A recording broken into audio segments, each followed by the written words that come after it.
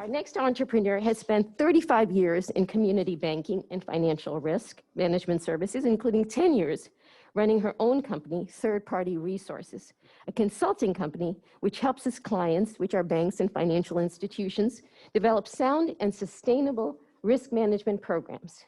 In January of 2019, Lauren founded Agility Bank, a commercial community bank with focus on growing small and medium-sized businesses. Agility Bank will be one of the only banks primarily owned and led by women in the United States, and the only one in Houston. But also talk about, you've been in the risk business. Could you talk about, how you would manage risk going on as an entrepreneur? It's such a great question because risk management is what I've done through most of my career. But the funny thing is that if you asked me that question in June of 19, the first time I came to a Greater Houston Chamber orientation meeting, and I had to stand up in front of strangers and say, oh, I'm starting this women-owned bank in Houston, by the way. That was risk to me. But sitting here today, knowing that we're poised to open in the first quarter of next year, the risk looks very different. And so that's the funny thing about banking is that it's all about risk management, and that's what bankers do. The important perspective for us is the team that's doing it is, it's what we do. We understand bank risk. So to us, the risk framework that we build, and we are heavily regulated, just like you, Sworn, heavily regulated. So there's lots of rules to follow. We don't see it as a risky endeavor, and we don't take it lightly, but we know how to do it. So that's one perspective of the risk.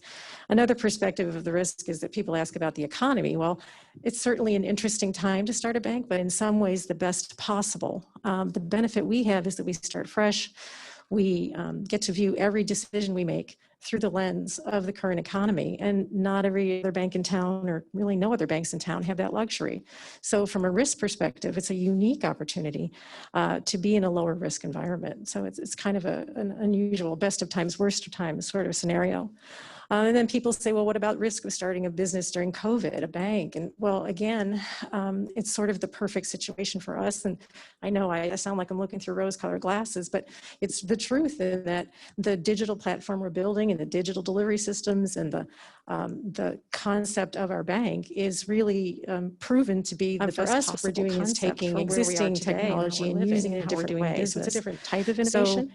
And it works for us because it creates embedded controls and security and things like that for running the bank properly, but also safety measures for our customers. So that risk is mitigated to the degree of the technology and innovation we have.